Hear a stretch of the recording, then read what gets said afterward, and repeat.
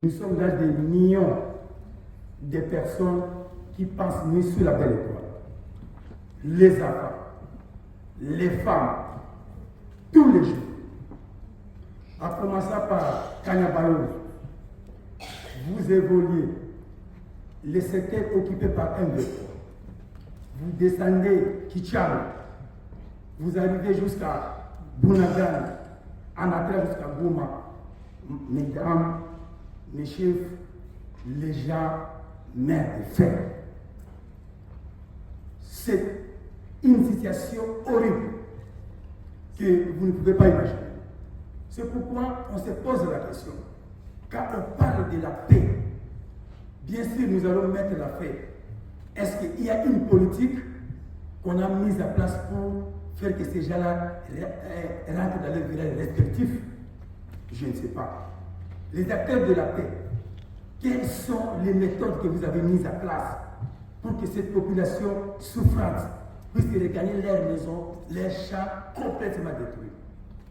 Aujourd'hui, en Ituri, il y a la présence de l'armée ougandaise.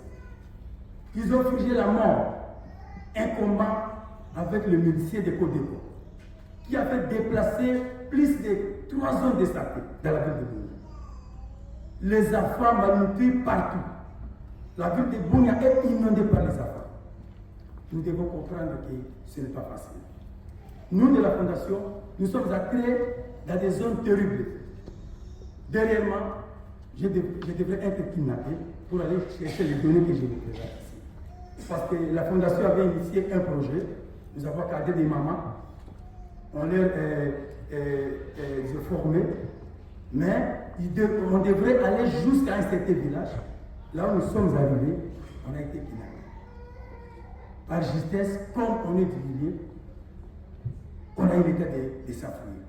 Mais je vous parle ici, j'ai perdu 3 de mes amis et le véhicule est incendié.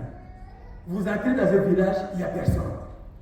Ma recommandation est celle-ci. Les acteurs de la paix, faisons les choses proprement. Mettons-nous sur une même table. Réfléchissons surtout avec les acteurs qui veulent soutenir ces personnes-là qui souffrent.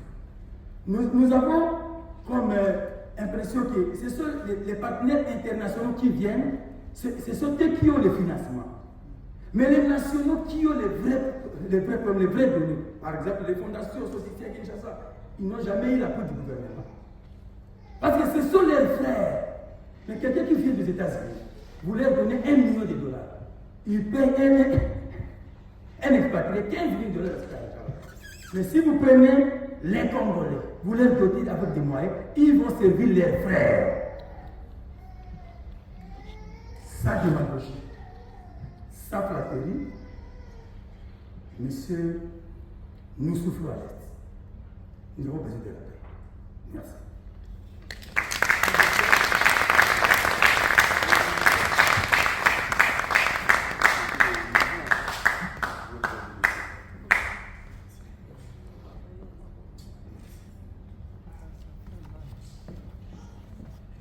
Je ne sais pas si vous avez ressenti ce que j'ai senti moi.